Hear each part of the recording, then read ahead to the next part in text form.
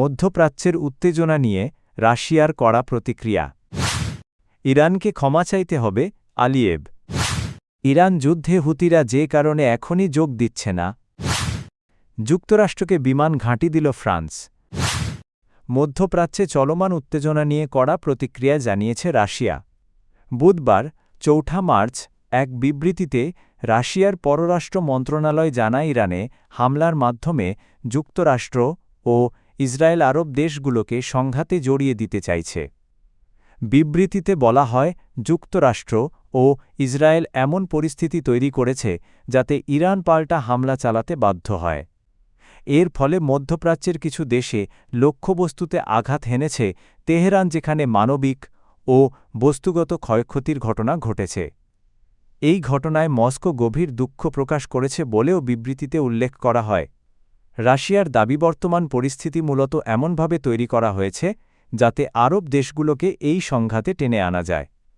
এর আগে যুক্তরাষ্ট্র ও ইসরায়েলের যৌথ হামলার জবাবে ইরান, কাতারসহ মধ্যপ্রাচ্যের বিভিন্ন দেশে মার্কিন স্থাপনা ও স্বার্থ সংশ্লিষ্ট লক্ষ্যবস্তুতে হামলা চালিয়েছে বলে খবর পাওয়া গেছে। রাশিয়া বলেছে, উত্তেজনা কমানোর একমাত্র পথ হল ইরানের ওপর হামলা বন্ধ করা। তবে এখন পর্যন্ত সংঘাত কমার কোনো লক্ষণ দেখা যাচ্ছে না বলেও জানিয়েছে দেশটি। আজারবাইজানের ড্রোন হামলায় 2 জন বেসামরিক নাগরিক আহত হওয়ার ঘটনা ঘটেছে। এ ঘটনায় ইরানের তীব্র সমালোচনা করেছেন দেশটির প্রেসিডেন্ট ইলহাম আলিয়েভ। বৃহস্পতিবার 5 মার্চ এ তথ্য জানিয়েছে কাতারভিত্তিক সংবাদমাধ্যম আল জাজিরা। আজারবাইজানের প্রেসিডেন্টের কার্যালয় থেকে দেওয়া এক বিবৃতিতে বলা হয়, দেশটির নাকচিভান স্বায়ত্তশাসিত প্রজাতন্ত্রের আন্তর্জাতিক বিমানবন্দর টার্মিনাল, একটি স্কুল এবং আশপাশের এলাকায় ড্রোন হামলা হয়েছে। প্রেসিডেন্ট ইলহাম আলিয়েভ ঘটনাকে পুরুষোচিত হামলা হিসেবে উল্লেখ করে তীব্র নিন্দা জানান। তিনি বলেন, হামলার লক্ষ্য ছিল বেসামরিক মানুষ এবং এ ঘটনার জন্য দায়ীদের জবাবদিহির মুখোমুখি হতে হবে। ঘটনার পর আজারবাইজান সরকার রাজধানী বাকুতে ইরানের রাষ্ট্রদূতকে তলব করেছে।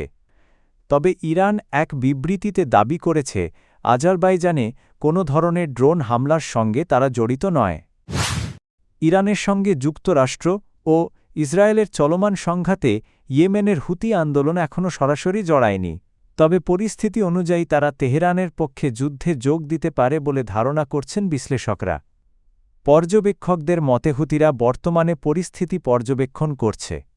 যদি তারা মনে করে ইরান অস্তিত্বগত হুমকির মুখে পড়েছে, তাহলে সংঘাতে সরাসরি অংশ নেওয়ার সিদ্ধান্ত নিতে পারে।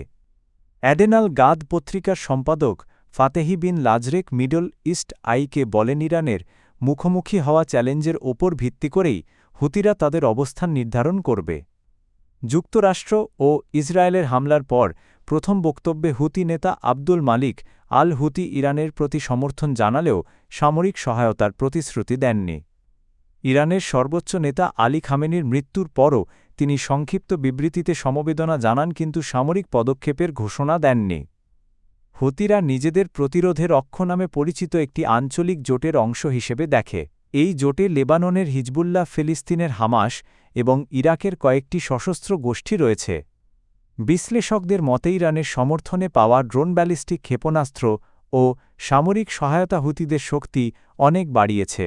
তাই ইরানের শাসন দুর্বল হলে বা পতনের ঝুঁকিতে পড়লে হুতিদের অবস্থানও দুর্বল হয়ে যেতে পারে। ইরানে হামলায় অংশ না নেওয়ার শর্তে যুক্তরাষ্ট্রকে একটি ফরাসি সামরিক ঘাঁটি ব্যবহারের অনুমতি দিয়েছে ফ্রান্স। বৃহস্পতিবার 5 মার্চ এ তথ্য জানিয়েছে ফরাসি সামরিক বাহিনী। ফরাসি কর্তৃপক্ষ জানায়, মার্কিন সহায়তামূলক সামরিক বিমানগুলোকে ফ্রান্সের ইস্ত্রেস বিমান ঘাঁটি ব্যবহারের অনুমতি দেওয়া হয়েছে। তবে এসব বিমান ইরানে কোনো সামরিক অভিযানে অংশ নেবে না, এ বিষয়ে যুক্তরাষ্ট্রের কাছ থেকে পূর্ণ নিশ্চয়তা পাওয়া গেছে। ফ্রান্সের সামরিক সদর দপ্তর জানায়, অনুমতি পাওয়া বিমানগুলো যুদ্ধ বিমান নয়, বরং অপারেশনাল সহায়তামূলক বিমান।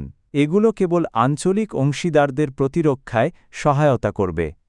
এদিকে মধ্যপ্রাচ্যের চলমান উত্তেজনা নিয়ে কড়া প্রতিক্রিয়া জানিয়েছে রাশিয়া।